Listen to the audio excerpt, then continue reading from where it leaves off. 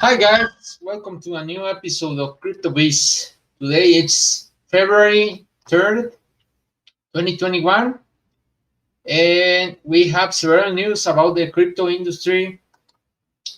Uh, Big Visa is going to enter the crypto markets, developing an API application programming interface for banks to trade cryptos. We're gonna talk about Mark Cuban AMA. Ask me anything on Reddit. What's the his opinion about next trends on the crypto markets and new class action against Robinhood, alleged oligopoly manipulation. So let's start with the prices of the cryptos, guys. Today we see Bitcoin surging uh, at a good step with an increase of almost 6% on 24 hours and 23.5% on 7 days, guys. So it's a good increase in Bitcoin. Last episode, I think, was like 32K levels. And right now it's almost at the 37K levels, guys. So Ethereum, it's also playing well. It's almost at 1.6K levels with a 11% increase on the 24 hours and 30% increase on 7 days, guys. A huge increase for Ethereum. Good weeks for the crypto markets, guys. So Litecoin 160 with an upward of 6.5% on 24 and 28% on 7 days, guys. So most of cryptos are doing well, and I hope this trend continues until the end of this week or continues for the next. So after that, let's move on to the first news about Visa. I told you about Visa last episode about Visa CEO comments about cryptos, about Bitcoin as a reserve currency, as gold, as a reserve of value as gold. He commented something about Bitcoin is similar to gold. I'm not. I don't share that thinking, but he said that.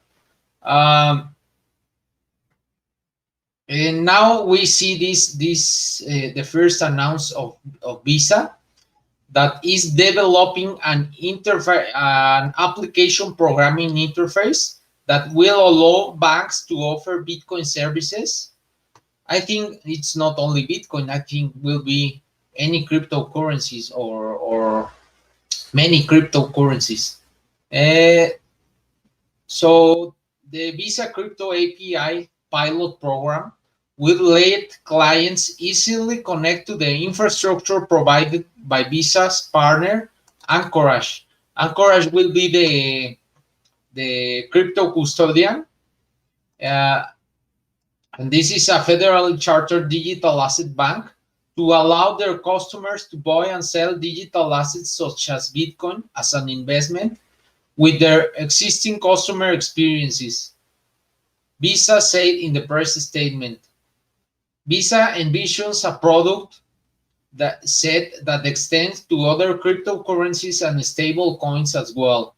Other crypto services such as trading, Visa Crypto lead Kuy Schiffel told CoinDesk in an interview. Digital bank First Boulevard is the first bank involved in the pilot. Visa has issued a wait list for other banks. Previously, Visa had been focused on helping crypto companies issue bank cards and has partnered with 35 crypto firms today, but this is the first time the company has offered crypto services to banks. Next phase. This is shifting to the next phase of Visa strategy, where we are looking at how Visa can also be a bridge between the thousands of financial institutions and help them tap into the growing world of crypto assets and blockchain networks. Schoenfeld told to Coindesk in an interview. We are excited to see what early test and consumer engagement look like for things like dollar cost averaging to buy Bitcoin, or for other things like earning Bitcoin back as rewards. So apparently, this credit card company, it's going massive into crypto, guys, and this could result in another bull market, or a bigger bull market for the cryptos, guys. If you remember, since the PayPal announcement that they will go into cryptos, we are seeing this bull market on the cryptos. But maybe this PayPal announcement will be seen as small compared to this Visa announcement, because Visa, it's a huge company. There are many more transactions with Visa than with PayPal. So this maybe will lead to another bull market on the cryptos, guys. So what do you think about this announcement of Visa going with these kinds of initiatives, guys? Do you think will result in something good for the crypto markets, or do you think it's bad that these traditional financial companies get into the crypto world? So leave me your comments, guys, and let's move on to this news about this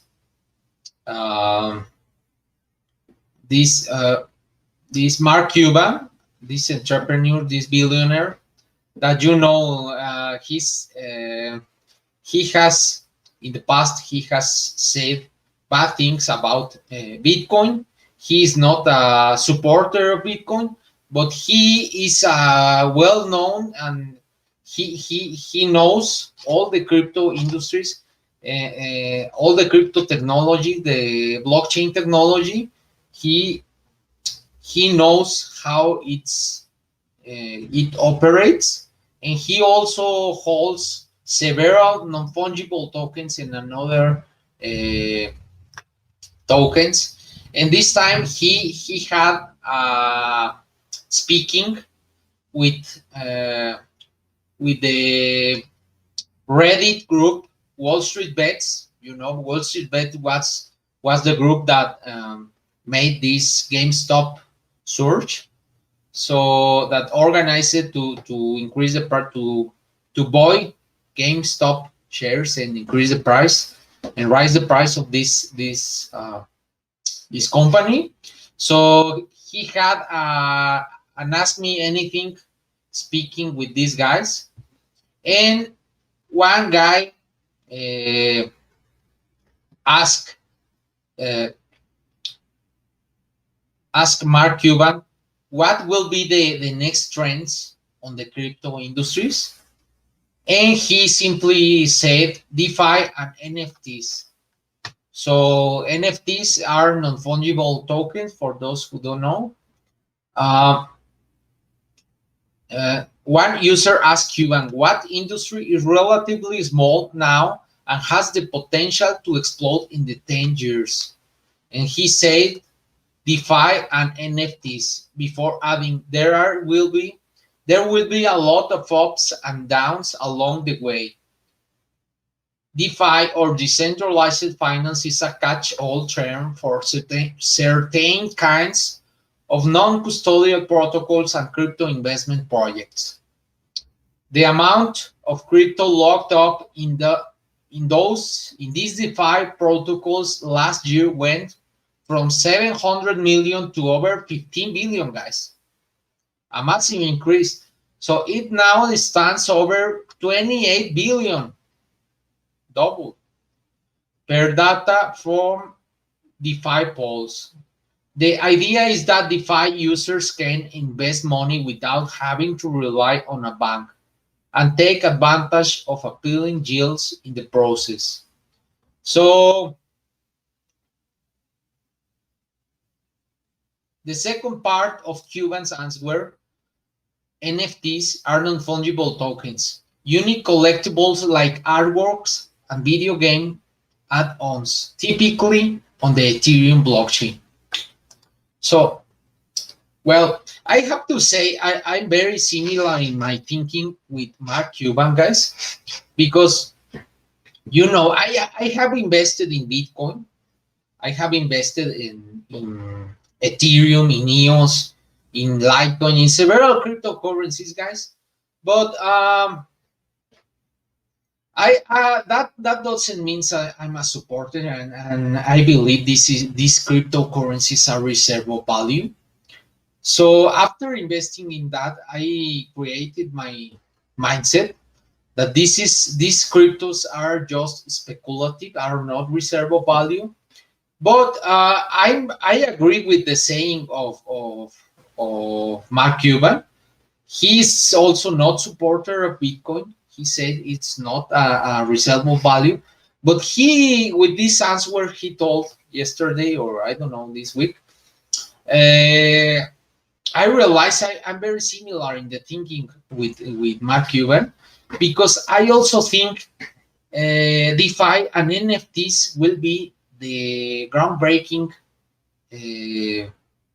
things for the cryptos in this year and in the next years. Why? Because as I have told you before, DeFi, we have in the crypto industries to remove central parties, guys. That's what it's all about. This technology, this industry, guys. It's no intermediaries. So we have to remove the central parties. We have to remove the exchanges, because if we remove these central parties, we will not be regulated. We will not have any part that it's weak to regulate and to ban the crypto industries, guys. So we need DeFi technologies, guys. We need these DeFi exchanges like Uniswap, like SushiSwap, like these decentralized exchanges. I think that's something that we need and will grow in the next years, guys. So the second part of the comment, the NFTs, the non-fungible tokens, I also agree, but I'm not agree in the sense of NFTs will be like artwork, like these unique things that you like, paintings, like some kind of art. I don't think this is, well, could be some non-fungible tokens and could work in that way as arts, or most of them as arts. But I really think the better use for non-fungible tokens are for futures, you know, for futures contracts, like the corn, like the oil, like the gold, all the metals, all these futures that are not now traded on for example, Chicago mercantile exchanges. All these futures will be in the next years on the blockchain, guys, with no intermediaries. We will not trade them on the Chicago, and on any stock, or Chicago mercantile exchange, or some another stock exchange. We'll be trading on these DeFi decentralized exchanges, guys. So this will complete the tokenization, guys. We will be a swap economy. We will not have money. We will not have fiat currencies anymore, because with these two things will be the tokenization will be complete, guys. Will be complete. There will be no central parties, and there will, with non-fungible tokens, will be no need for money, guys, because we will have the assets. We will have no inflation. We will commerce. We will trade oil. We will trade gold. And with the decentralized exchanges, we will trade the gold for the oil, or the corn for the oil, or anything for another thing, without needing any fiat currencies, guys. That's why I think. That's why I think that these two things, and I'm agree with Mark Cuban, and that these two things will be the things that will be that will revolutionize the cryptos, and will revolutionize the world, and will take us to the tokenization step, that will be the last stage of the cryptos, guys, of this blockchain technology. So what do you think about this? Do you agree with my ideas, and do you agree with Mark Cuban? What do you think? What do you think? Tell me about. Leave me your comments, guys. And let's move on to the last news. You know about this trend of GameStop. They have a new class action against Robinhood that alleges oligopoly manipulation. We all know. No, we all know GameStop will be protected by Wall Street, and maybe they will not take any action against Robinhood, because Robinhood is Wall Street. But they have another class action, and the unfolding, according to this Cointelegraph article, the unfolding short squeeze on GameStop stock to detriment of major hedge fund could not be allowed to continue. Robinhood, the stock trading app formerly popular with millennials, is facing another class action suit following its recent temporary suspension of purchases of GameStop and other meme stocks through its platform. The lawsuit filed on January 29 in Houston, Texas, alleges that Robinhood, along with other named defendants, including TD Ameritrade and Webull, arrived at a common understanding of what must be done, which they carried out with conscious parallelism. Conscious parallelism in competition law refers to behavior in which competitors in an oligopoly set prices or terms without a formal agreement. One entity will take the initiative in setting a price, while the others follow suit, as a departure from that behavior could threaten market shares and lower profits. In short, the situation that was unfolding was a threat to traditional players in the finance industry, many of whom were defendants' largest customers, and it could not be allowed to continue. So, a previous class action suit filed in Manhattan on January 28 makes similar claims. These granted users are able to automatically join as plaintiff through online consumer rights platform Do Not Pay. The furor over Robinhood's actions had seen it face the ire of Democratic Representative Alexandra Ocasio-Cortez, and reportedly shelved plans for an IPO in the wake of the PR disaster. public relationships disaster. Hollywood studio Metro Golden Mayer even felt that the debacle deserved a feature-length dramatization and quickly snapped up the movie rights. So apparently, this company is in trouble, guys, with many lawsuits against them. But I really think uh, they will not suffer from this because they are with the big guys, with the whales, and maybe they will pay a small penalty for the gains they had. Will be a small penalty, but nothing to worse about. So, what do you think about this thing? I know it's a company very uh, a speaking topic on the last days. So, what do you think about this Robinhood company? Will you be using this uh, app again? Are you a user of this app? What's your opinion about this company? I have to say I have never used this app, but I will not I will not use this app ever.